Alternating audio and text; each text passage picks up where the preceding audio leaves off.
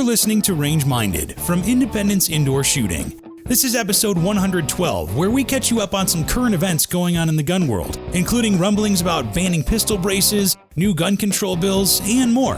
Thanks for listening, and we hope you enjoy episode 112 of Range Minded, the current events of June 2020.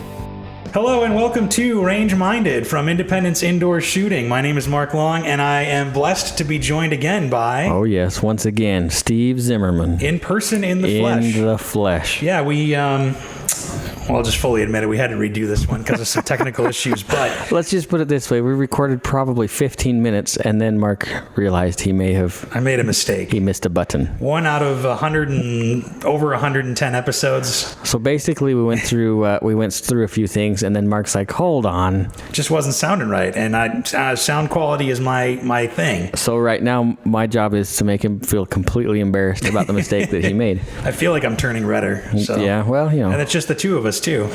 And but we'll say we're in a room full of fun, actually, as well. Yeah, so it's been busy at the store today. Very. Maybe you guys can hear people talking and maybe some shooting. We're in a different room than what we normally record in. And so normally we're in one of the classrooms and there's a class going on, so we couldn't go in there. So we were set up in another room, which happens to be full of SBRs and machine guns. Yes. Which, if you haven't been to Independence Indoor Shooting, we have quite a bit. So let's just say within arm's reach, I can get to an MP5K. Yep. An HK. SL8. Yeah. Which is kind of like a G37. As well as a G36. And then another reach, if I go a little farther, I can get to a full auto AK pistol. A Krinkov MK, yeah. Yep. Or AK. Or I can get to an actual M4. Yes. An LE M4 and then Colt. There's another Colt on the other side of the table. Super cool. Which is also an LE only. So let's just say if it gets crazy... We're in the right spot. Yeah. It'd be like the Matrix, like the original Matrix when he walks through the metal detectors. He's got the two bags. Oh, that'd be cool.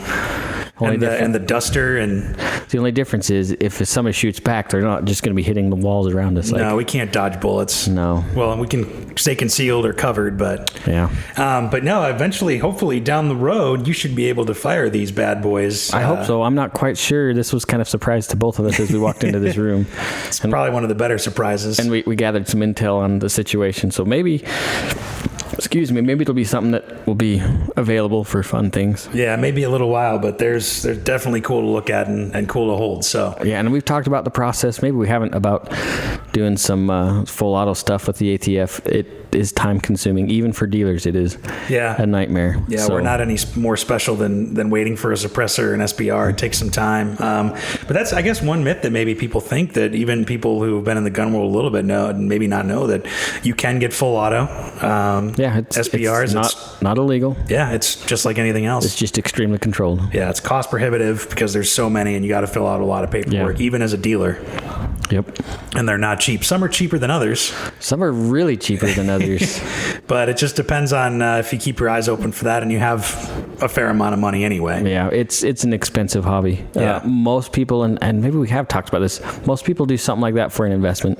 Mm-hmm. It seems like a counterintuitive investment, but machine guns are a good investment because they are only going up in value. There's only so many, and the number is dwindling, unfortunately, every year. Yes, it is. But yeah, it's a wonderful Saturday night, and we were talking about how we can record a couple at a time, or how we've been blessed to have you here multiple times in the flesh. It's been fun. We do record a couple at a time sometimes, not all the time. No.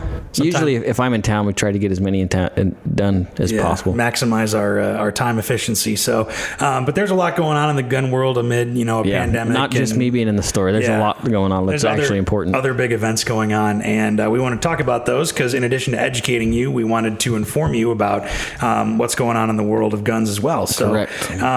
First thing we want to talk about was obviously that there's nothing you can buy. Ammo, guns are hard to find. Supplies are going down. Yeah.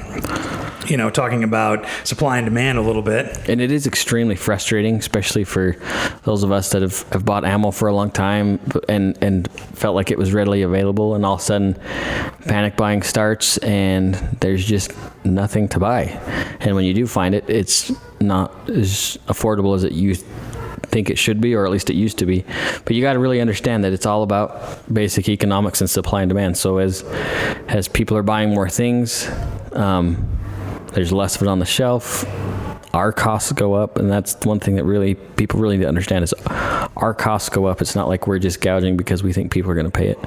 It's our costs have gone up quite a bit. Because it's harder for us to find stuff. Yeah. And it costs more for us to get stuff because it's harder to get from anybody. Yeah. I found an article from a guy who owns a gun store in Wisconsin called Mountain Man Guns. In Wisconsin. And he was, kind of, it's no duh moment for us, but, he said he's been doing this for 40 years and he's having a tough time keeping stuff on the shelves, and it's all the supply is just basically gone. It's unbelievable. He's doing 10 to 15 times what he normally does business wise. And it's all new shooters. It's people who are concerned about their personal protection or their family's safety, and they want to protect themselves. Weird. And the quote that I loved in this article was, I lost it. Way to go. He said, customers often have the same message. I would never come in here. I am so against guns, but I need to take care of my family. Need to take care of my family. But they're anti-gun. But they're buying guns. But they're buying guns for protection. It's a crazy thing, it's right? It's almost like it's a protected right inside one of our amendments. That you have the right to bear arms? Self-preservation is an interesting thing, I guess. The right to life, liberty, and the pursuit of happiness? Yeah, that's crazy. That was the biggest thing where it's like... If you think the situation is that bad, which in your location maybe it is, and things are getting kind of crazy out there. Yeah, there's no question about. There's just some crazy crap going on. Yeah, there's a lot going on. It makes me thankful that we're here in Idaho, kind of riding everything out, because things, at least here in Western Idaho, are pretty peaceful. And I imagine, in Eastern Idaho, it's been nothing to worry. But I'm not gonna lie, like I've been a little bit more concerned about things. Sure. Yeah, it makes you think about stuff. I remember when the pandemic kind of thing first hit and the stay-at-home order thing happened, and I was like, you know what? I'm just going to go through all my stuff, make sure, I have the magazines I need, mags are loaded, and I was thankful I do have most everything I need, and, right. No pain in keeping them loaded and ready to go. No, and don't be scared to keep AR mags loaded. It's not, if you keep them loaded for 15 years, there might be a problem with that spring. Yeah. But don't be scared for a month or two to just keep them. You could cycle them for 90 days, or do something like that. What I would recommend is do 2 less rounds. Put the 30 round mag, put 28 in there. Yeah. Our friend, I wish he was our friend, John Rhodes? No, John Lovell. John Lovell, yeah. From Warrior Poet Society. Yes. Yeah, he is an amazing person. He has a video on that about, keep it at 28 or 29, not full on 30, and that's going to help with spring compression and all that kind of stuff. I thought talking John Rhodes. He's on the other side of this wall. I was going to say, he's busy teaching. Otherwise, we'd probably have him here. We need to have him on, actually. Yeah, he's a good guy. He taught the basic AR class I took. So he's a stud. Yeah, but everybody's thinking about their safety, their personal protection, all that kind of stuff. And it's like, it's funny because I think, people like us and people who are gun enthusiasts and stuff, even if they enjoy the sport of shooting, it's just something you think about, I think, as a firearms owner, and it's interesting to see the people who don't think about it and haven't given it any thought. I'm not going to fault them for it, but they're suddenly just, I need a gun right now, so I'm going to go get a gun. And what do you mean I can't buy a gun online? And I have to take a background check. Check? Paperwork? Yeah, I have to fill out a form, and I have to wait maybe a couple days. And it's really good. I think that helps really open the eyes to the public to see, and this isn't what I've been told it's been for this whole time. Yeah, your assumptions are being bucked, I guess. Yeah, and it's good, and we really hope that it's increasing the fold, so to speak, of informed and respectful gun owners. Yeah, and one thing I'll say is if you are an experienced gun owner or a shooter, because nobody's personally come to me and asked about like getting a gun or anything like that. Well, that's not true. Danny asked us. Danny asked me about a shotgun. And did I tell you that story? That's kind of interesting. I maybe you did. So he wanted to buy a shotgun because he wants to get into hunting and the personal protection aspect and everything. And his girlfriend called me and was like, hey, I just want you to walk me through the process of how to get a gun. Because I want to, like, can anybody just get a gun? And I'm like, oh, God. Here we go. And I spent about 20 minutes on the phone. And I go, well, no, because you have to go through a background check. You have to have, your license and your driver's license, that is. You have to have everything needs to be in order. Correct ID. You have to have your address match and everything. And you have to fill out a form, make sure you're not a fugitive from justice, that you're not a drug user, that you're not, X, Y, and Z, all those things that they ask on the form. Right. Anything that disqualifies you. And I said, if you lie on that form, you're going to get arrested for a felony for lying on a federal document. So, I said some people do try to, get away with stuff or whatever. And I did tell her about private purchases and how that's, a different thing. Yeah. But that, at least in Idaho state law, that, you should know whether or not you're a prohibited person. So the onus is on you as the private gun buyer. Right. So, and I think I was able to educate her pretty well. But so the point is that if somebody asks you about going to get a gun or something like that, and they want to get one, A, take them shooting, but B, even just go to the gun store for the first time with them, because gun stores can be intimidating, I think, to first time people, And sure, I think that's absolutely correct. And the other nice thing about taking them to a gun store is that, even us that have been in the community for quite a while, we don't know everything, all the ins and outs of maybe even some certain purchasing things. Right. And so it's not a bad idea to take the person asking questions, to take them to the gun store and then talk to, somebody that's professional at a good reputable gun store, that they can answer the questions. And then, it kind of makes it easier on you if you don't know the answers and you don't have to say, I don't know. Yeah. And the thing is, I think in gun stores now more than ever, you can find people of all different shapes, sizes, colors, genders, or whatever. Absolutely. At Independence, we have people of all shapes, sizes, colors, creeds, and nations, that work here. Mm-hmm. And they're all knowledgeable. They all know a lot, and they can all outshoot me, no problem. And they're all friendly too. Like, there's no attitude or anything, at least not. And maybe we've had some in the past, but I don't experience it like in here, but maybe I'm biased too. I don't know. Yeah. But I think, if you are an experienced shooter and you feel comfortable going into a gun store, I think a lot of people who have never been in one are nervous and don't really know what to do. Oh, yeah, 100%. And the other thing is, somebody could go into a less than friendly gun store and maybe they're just trying to hawk unload any kind of gun they have on them. Yeah. And it's maybe not going to be something that fits their needs. Yeah, I think that does happen. That's really unfortunate. Yeah, thankfully that doesn't happen here, and and thankfully we do have a fair amount of stuff in stock, but it's not. I was not what it was or what we're used to, I guess. I was glancing through the Glock case, and I was kind of looking. Last time I was here, it was only a couple weeks ago. Yeah. There was a whole bunch of G44s in there, a little 22 caliber handgun. Mm-hmm. Not one. No. 0. Yeah, it's crazy, man. And I don't know. I want that gun. Oh, you still don't have one? I don't have one. Not yet. You have almost the full collection. You don't have a 44. No, I do not. I wish I had a full collection of Glocks. This is the Glock wing of my collection. But yeah, it's a crazy world out there. And if you are looking to get something, look online, look wherever you can. Call ahead too, because if your nearest gun store is a half an hour away and you drive over there and they don't have what you want, you're going to be frustrated. Yeah, you're going to have a bad time. So there's no problem in calling or looking online. But it's tough to find anything right now. Yeah, and it's not like Levi does all of our purchasing. It's not like he's just sitting on his laurels just waiting for stuff to show up.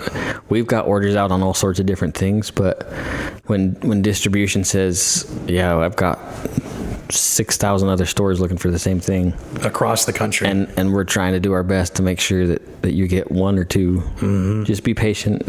We'll put names down. I'm still waiting to buy a Ruger 57. Mm-hmm. Yeah, I'll get one, but there's not one in the store. Yeah, and that's the thing with if you do have patience and time on your hands, because you can put in orders for stuff. They'll order stuff for you or whatever. You can talk to Levi or Joe or whoever, at least here, and they'll help you put in an order or whatever. But be patient.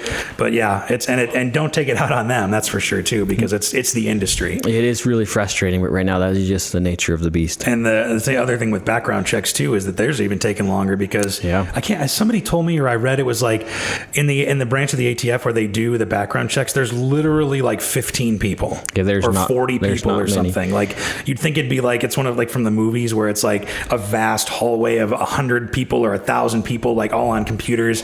It's literally like 50 people like doing all the background checks in the country. And the reality of it is, even the e-check stuff is still, though it goes through a computer and they do all the name matching and social security numbers if you put that down, whatever, but there still is one person that physically looks at that too. Yeah. So the e-check sure is faster, but there's still somebody that puts eyes on that. Yeah, and has to sign off on it. And so you think about the millions and millions of background checks that have taken place since January.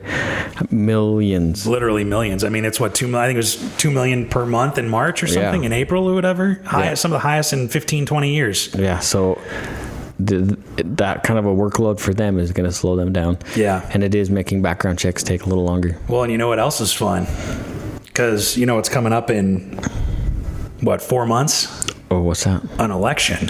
Oh, yeah, that's true. And, I mean, if you've been in the gun world more than 4 years, you know what an election does. An election year nightmare. does. Not only the ads on the radio and TV, just annoying, but it just is going to prolong this panic buying. People are going to stock up. Yeah, it's just going to be longer and longer and longer. Yeah, so I guess, some advice for that. If you're going to buy something, buy it now. If you can get your hands on it, get it now, or even put it on layaway, because you're going to need some time, and it's not going to get any better. No, probably not. So, I mean, there might be some things that change, but probably not. Yeah, so we'll start with that in a happy story. Well, that's so happy. There's some other stuff going on in the gun world because, despite the fact that there are, more and more gun buyers and more, pro Second Amendment walks and demonstrations that have been going on, people are still trying to, put gun laws into effect and gun restrictions on our rights and stuff, and it's not great. I mean, I think thankfully it's not happening as much as it usually does, but people, I feel like, are trying to sneak things in. Yeah. And it's not good. There's did you find anything recently that people are trying to ban? So I was looking, I had a saved article from the ATF, and you guys have probably, I know I saved it. Why didn't it go in the save file? So the ATF, now this isn't new. Mm-hmm. Honestly, the ATF has been fighting for this for quite a while. Honestly, outside the bounds of their prescribed arena. Yeah. But there's rumblings again where they're wanting to ban pistol braces on ARs and just get rid of that whole, for lack of a better term, the loophole for SBRing, and get rid of the whole pistol brace setup and making sure people are paying their tax stamp. Yeah. And keeping an eye on things, because so many crimes are committed with SBRs and pistols. Yeah. Yeah. And like none. It's all handguns. I mean, and it's so frustrating. In fact, Representative Matt Getz from, I can't remember, he's actually lighting the fire under the ATF, saying, what are you doing? You're violating what you're supposed to be doing. You're way outside your wheelhouse. Well, and they're going back on what they said anyway about, they said it's, pistol braces are not only fine, but pistol braces are fine to shoulder. Yeah. As long as that's not your primary use. I think they had like a letter out. Yeah. People asked. They did. And now, like you're saying, they've always been trying to push hard back on this, and it's good that at least one elected official is calling them on the carpet, and saying, no, you're not allowed to be doing this. Goes, and it's interesting because, like I said, I mean they've already had their rulings on it. The genie's out of the bottle. I mean, how are you gonna confiscate those? There's and that's what makes me worried, because we kind of saw maybe even a trial version with bump stocks. Bump stocks, yeah. And I mean, you make millions of guns a federal crime to have. Yeah. And I mean, we know that there's somewhere around 18 to 30 million ARs out there that we know of. And you say even maybe half of those, or even a third of those, that's 6 million ARs with pistol braces on them. And millions of gun owners. I mean, I may know some people that have several AR pistols that maybe they take with them when they travel. Yeah. And maybe. And I'm not a felon. I'm not sitting in some organized protest zone throwing ARs at general people out of the trunk of my car. Right. That's a felony. That's a federal offense, not me exercising my constitutional right. Yeah. So hopefully that's not going to be a thing, but I mean, who knows? But like you said, at least there's, people, elected officials trying to call them on the carpet, like you said, and trying to get this thrown out because it's ridiculous. I think the one thing that, I was interested to see is it seemed like they were trying to specifically go just like the SB tactical stuff, not like every and I can race. understand how like that, like the 3 and the 4. I mean, it's towing the line. They are very much on a very thin line. Yeah. Between stock and brace, and I can understand that. And honestly, I could see the argument there just because they're pushing the envelope so much. But damn it, it's our rights. And you've already talked about it. I thought the matter was settled like 2 years ago, 3 years ago. There was a quote from, this is from the Firearm blog, that was actually only posted a couple hours ago. And the CEO of SB Tactical actually came out and has a statement about it. Oh, really? Which it's kind of encapsulates everything we talked about. Although this may seem alarming, it is in fact nothing new. Since 2015, SB Tactical has been actively engaged in discussions with the ATF and working tirelessly to encourage them to provide clear and public guidance regarding what constitutes a brace and the standard by which braces are measured. Yeah. We're unaware of any plans at this time by the ATF to make any announcements regarding pistol stabilizing braces. We're grateful that Congressman Matt Getz, Bill Posey, John Rutherford, Daniel Webster, Neil P. Dunn, W. Gregory Stube, and Ted S. Yoho are committed to protecting the Second Amendment rights of law-abiding Americans. So You got not just one, but half a dozen people now calling out the ATF and saying this is not how this works. Good. So. And don't be scared to contact our state elected officials to say, hey, will you contact Mr. Gates and get involved in this?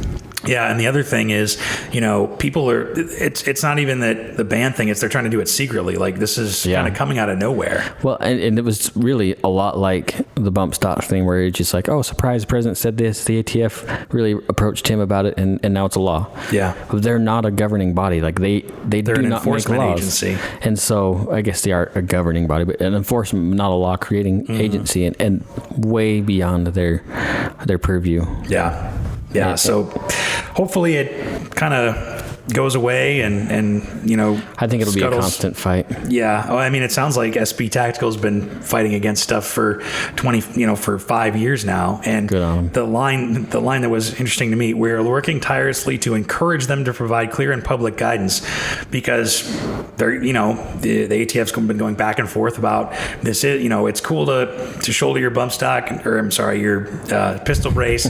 No, it's not, here's a letter. Wait, it's not. We disagree with what we don't actually mean what we said, and we were drunk at the time. Yeah, it just and if it were okay, here's X, Y, and Z you can do. You cannot do A, B, and C. At least we know what the rules are. They're kind of like the drunk guy that butt texts his ex-girlfriend and then forgets what he texted and then tries to fix it. And that wasn't me. That was somebody else. Yeah. So, but yeah, the Firearm blog has a great article on the secret brace ban, is what they're calling it. Yeah. So hopefully that's going away. But that's not the only thing either. There's some other laws that are coming. People are trying to pass. Oh, I don't remember what the other stuff was. Which ones? This one is HR 5717. I didn't see that. The Gun Violence Prevention and Community Safety Act of 2020. Oh, wait. Isn't that Pelosi's? I'm not sure. I did see a little bit of blurb on that one. But it talks about being licensed for firearms and ammunition. And then people may have heard about this, but it's 30% taxation on all firearm sales and a 50% tax on all ammunition sales, when the taxes would be used to research gun violence and prevention. So they'd be used to destroy the rights. Yeah, it's so...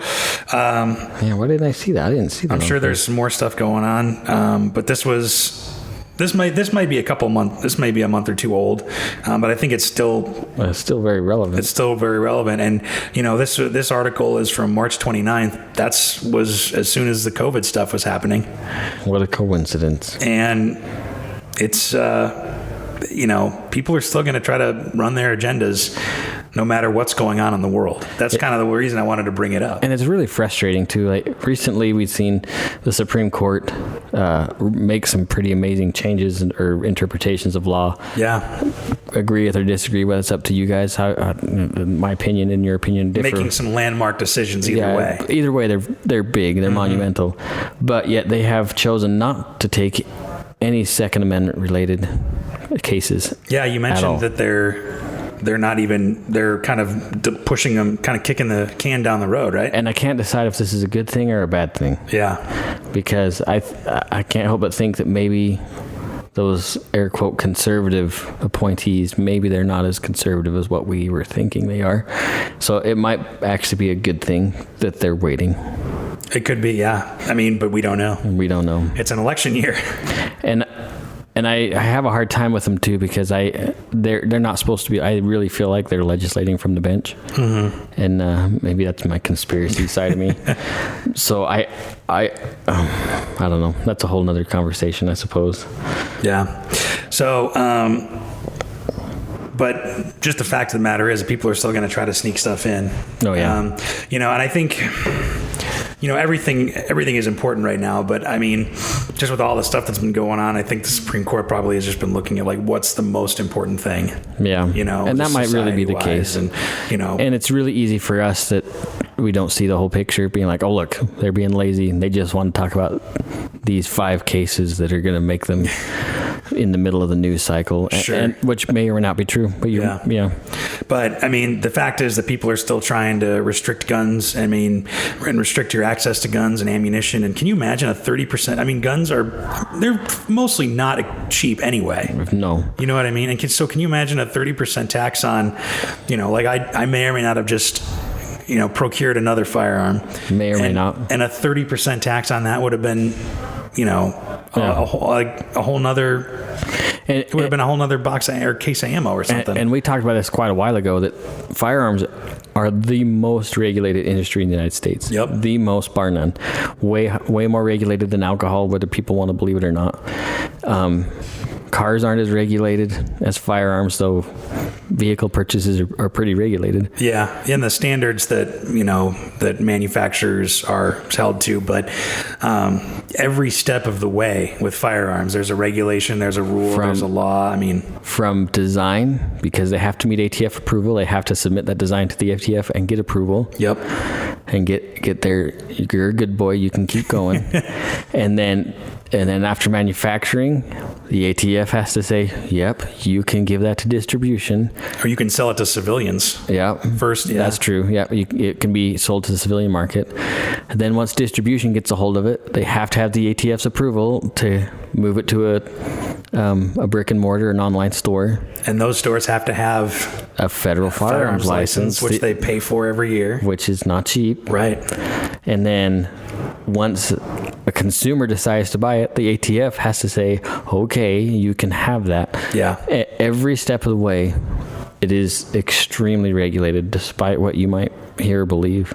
And maybe you're hearing that for the first time, that firearms are most definitely the most regulated industry in the United States. And that's part of the reason why they are as expensive as they are, because there are so many legal things to jump through. And even like if, maybe you bought a gun recently off the internet and you had to pay an FFL transfer fee or whatever, and you were maybe surprised at that. It doesn't used to get delivered to my house? Unfortunately not, unless you have a CNR license or you have an FFL, but that's why, people, brick and mortar stores charge for that stuff, because it costs money to do it. Yeah. So if you get a screaming deal on a gun online and you go pick it up and they charge you $25 extra, don't be surprised. And that's cheap. And we've talked about this before too. Like, there is very little markup on new firearms. Very, very little, because it costs us a little bit to get the gun here. Like, we're not getting on some ridiculous back alley deal from the distributor. Right. We're paying a pretty fair price for them. Well, and even the shipping of firearms, I mean, that's a whole nother ball game too. Yeah. I remember having to ship a gun to get a recall taken care of, and luckily they paid for the shipping, but it was overnight shipping via I think FedEx or whatever, because only I think FedEx and a couple other people will do it. And when it comes to handguns, they have to be delivered in 48 hours. Yeah. as a federal law. So that ain't cheap. No. You ever try to overnight something? Yeah. Or even 2-day? Or just go online and, you see the shipping options. Everybody always picks the cheapest one usually. Yeah. And if you look at 2-day or next day, it's... Well, I get stuff on Amazon within 2 days sometimes. Well, but that's Prime. That's true. And I pay extra for that. Yeah, you pay, was it $110 a year now, I think, for Prime? Probably. I don't even look anymore. More. Yeah, it doesn't matter. What is money? Yeah. But yeah, just people are still... I'm just trading my time for goods. Yeah, so just wanted to put that out there. And to dovetail off of that, we've talked about it before. It bears repeating that gun laws don't necessarily do anything. More gun laws don't actually necessarily fix the problem, because there was a shooting in Auckland a couple days ago in New Zealand. I didn't hear that. Yeah. Holy cow, where have I been? I don't know. Where have you been? Good grief. You've been working. I have been working. Building cutting boards. Yeah. Doing impractically tactical woodworking. Practical woodworking. Yeah. But yeah, there was... I can't believe I didn't even see this. Usually I keep that stuff on my radar. 2 police officers were shot during a routine traffic stop at 10:30 in the morning. Wait, all the guns are taken away in Auckland? Supposedly. In New Zealand, yeah. Well, that's weird. Yeah, and... was the guy a criminal? I don't know. I admittedly, I just grabbed the headline and I was like, wow, this is crazy. So, yeah, last I heard, they were searching for people and trying to figure out what happened or whatever. And, it's 2 police officers got shot, man. Killed him? I think one got killed. The other one was injured. Wow. And then a member of the public got shot, I believe, too. So, it's too bad that they weren't able to shoot back. Yeah, because their police officers are unarmed, right? I don't think the officers are unarmed yet, but the civilian population definitely is not armed. Yeah, because they had the Christchurch shooting, which, was terrible, obviously, but, they confiscated how many thousands of guns or whatever, Yeah, look at the difference between, this is a whole, we're only going back a year, but yeah. Look at the Texas church shooting and the Auckland church shooting, and look at the difference. Yeah, it's crazy, man. Sad. So, and then after that happened, armed police patrolled the roads. Whoa. In New Zealand. So the good guys had guns. Yeah. And the bad guys. It just stuck out to me that all that happened. Yeah, it's sad either way. It's a sad situation, but you could take all the guns away. I mean, people are still going to have... People who want to do harm are still going to find a way to do it or find a way to keep their firearms. So yeah, that's kind of the same thing happened recently in Seattle. Oh, really? Yeah. So maybe you're not aware of what's going on in Seattle. There's some protests and there's an autonomous zone being set up. Yeah. It used to be called Chaz, but now it's called CHOP. Oh, it's CHOP? Yeah. I can't remember what it is. I don't remember what the acronym stands for. Yeah, so it's funny. The first thing they did is they take over the community. Mm-hmm. Organized protest. Something. Capitol Hill occupied protest zone. Yeah, so they seized 6 square blocks around the Capitol and decided it was theirs because they wanted to protest, right? Sure. And let me just say this right off the bat. Our right to protest is protected. But once that goes to looting and rioting and causing violence, it's no longer protected. You're no longer governed under the First Amendment. I'm not a lawyer, but you can take that for what it's worth. Anyway, you might be surprised to know, and we recorded this on the 20th, so we're June 20th tonight. There was a shooting today inside CHOP. Yeah, 1 person died and 1 person was critically injured by gunfire. And there's kind of some sad news about this. So, what are they protesting inside here? They want to abolish the police, right? They're talking about defunding the police, less money going toward police and going to other places, to help the community. Okay, so inside this zone, they had set up walls. They have armed border security. They have guys with ARs sitting on outside. I'm guessing they're illegally armed, so there's a felony there.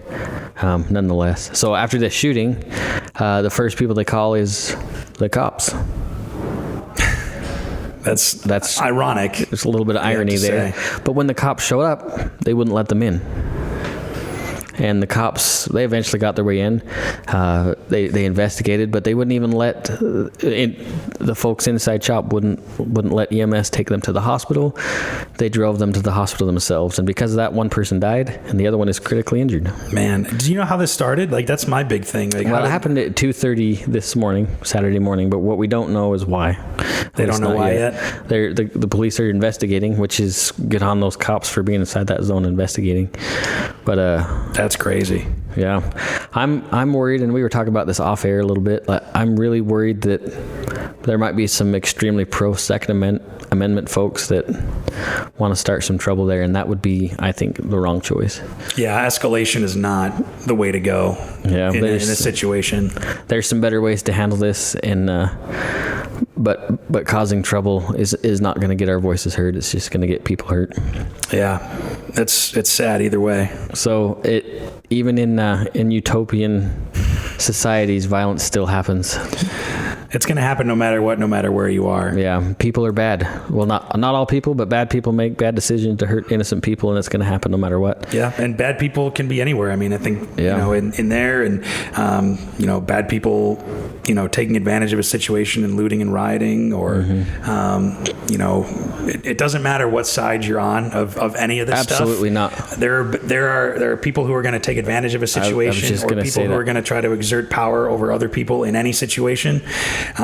Because as you can imagine, it creates some sort of a vacuum where authority has the right to creep in, or not the right, but the ability to creep in, and the authority doesn't always have the most positive perspective in mind. Sure. Or, I mean, just in any situation, there are people who are going to look out for themselves over anybody else, or to just take advantage of a situation. That's what common criminals do. So it's sad either way. Yeah. Sad that people died. Just be very careful about, honestly, even what you say on Facebook, in my opinion. Like, I try not to say too much about this kind of stuff. I mean, I have my opinions, and I'm going to keep my opinions to self on these things, but you need to be... It's okay to have an opinion, but sometimes it's not the best idea to voice exactly what you feel about certain things that are going on. Especially where it stays forever. Forever. So what you need to be using that effort in is to just keeping yourself prepared, being a sheepdog for your family and friends, and being a positive role in your community. Yeah, and one thing, to go off that, I was watching another Warrior Poet Society video. John Lovell talking about kind of what's going on a little bit and just what to do in different situations, and he talked about having a network of people and a team of people. I've seen a lot of a lot of gun personality folks talking about having a network and having that community of people, because he and I think the video he was talking about why he doesn't have a bug out bag anymore. And he talked about, because I'm not just going to leave my friends and family and the ones that I love. I have taken it upon myself to protect them and be that protector. And I have a team of people and a network of people that if something happens, we all will get together. And I think that's, a really good way of looking at something. It's not just you against the world. It's your community and the people that you trust, to take care of each other. I mean, you want to be, responsible for your own safety too. But if you can have a team of people or a network of people or friends, family, whatever, I mean, there is safety in numbers. Yeah. I kind of think back in the day, like my dad didn't have like a sheepdog mindset. Like it didn't seem like stuff was as crazy then as it is now. And I'm sure it probably wasn't as crazy, 30 years ago. But my dad has always been a very friendly person. Like we knew all of our neighbors. Right. We communicated with all of our neighbors, and we all helped each other out when we needed to. I mean, you grow up in a rural community. Sometimes you can be extremely in need for something, and we always did. We always had that ability, and I think some of that is lacking, especially when you get into more urban subdivisions. People just kind of want to keep to themselves. Yeah, there's so many people. I think that it's hard to do that, or maybe you just don't want to, or whatever. But and even going into we hear about, and we're talking about national things that are happening, national politics or whatever. But you can make change locally, statewide. Absolutely. And because that's one thing about gun laws is that state, it varies wildly from state to state, which is odd, but still that's the way the Constitution is written. Yeah, it follows the way the Constitution is written, but the gun laws here are not nearly the same as in Illinois. Oh, heavens no. I wish they were. I wish Illinois had ours. That would be great. I wish every state was as free as Idaho is right now. But like coming from Illinois to here and walking into a gun store and seeing, oh wait, there's just silencers that are just sitting there. What this is weird. This is unusual. I don't know what this is like. Yeah. So it makes you realize that people can handle responsibility, more than you'd think, and but you can make those changes there, locally or statewide if you want to. So and be involved. I mean, we've probably talked about this a lot. Just be involved with a local organization, or being a good steward, coming to the range and helping people without being asked. Positively helping people, I guess. Well, another thing too I wanted to talk about was we've seen quite a bit of demonstrations and a lot of pro-Second Amendment demonstrations. Yeah, there was one today, and I can't find any news about like what happened, if anything, or whatever, but it was a black gun owners pro-Second Amendment walk in Tulsa because a Trump rally happened today, and they wanted to just talk about sending a message that they feel that their gun rights are not, represented well. Yeah.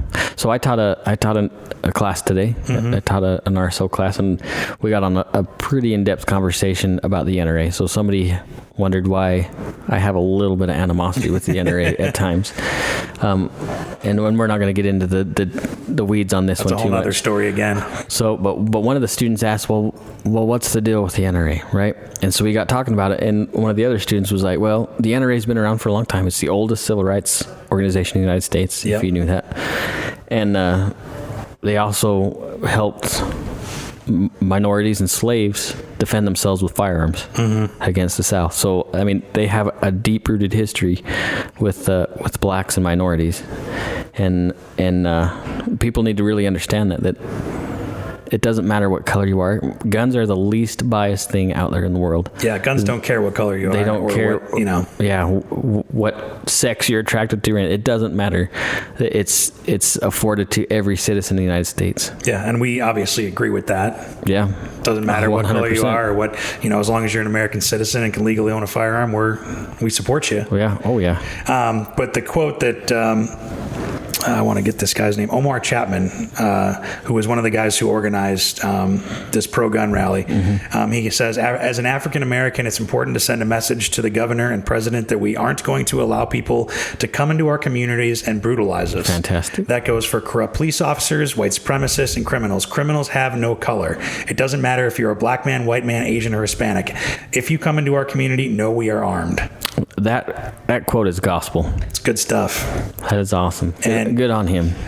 I mean, he's right. I think we need to put that up on the wall somewhere. Yeah. Criminals have no color.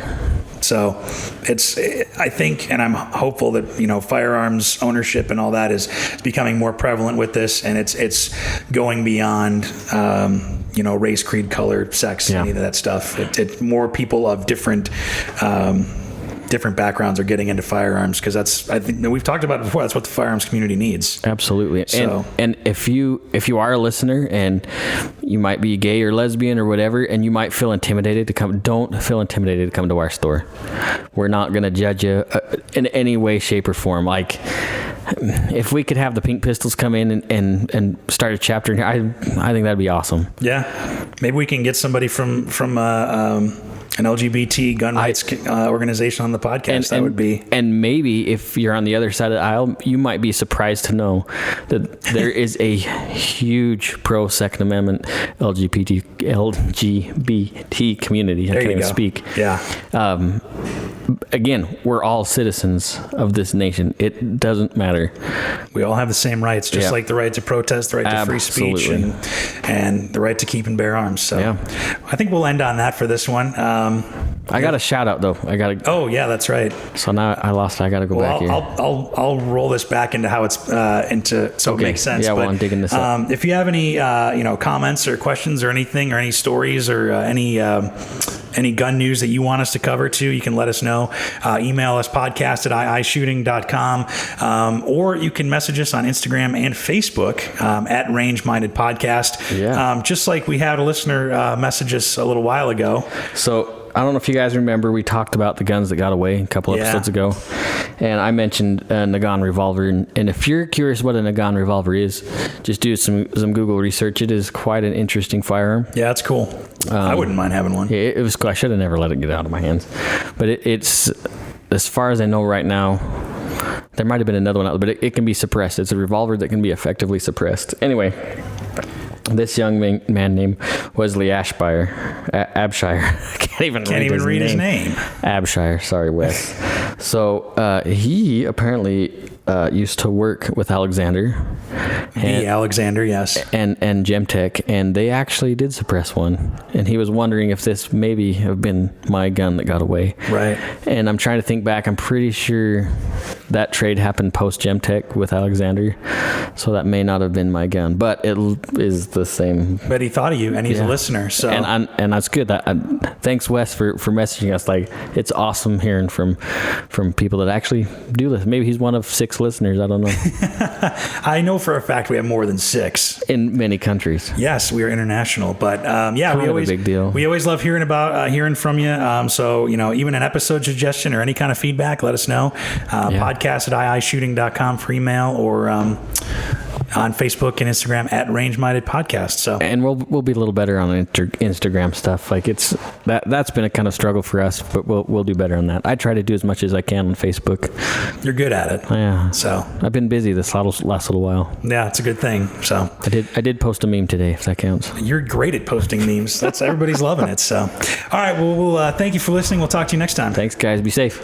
Thanks for listening to Range Minded. Find us online at Range Minded Podcast on Facebook, or send us an email at podcast@iishooting.com. We're always happy to get feedback, episode suggestions, whatever you want to send us, really. And be sure to subscribe to us on Apple Podcasts, Google Podcasts, Stitcher, and pretty much wherever else you get your podcasts from. Thanks for listening, and we'll see you next time.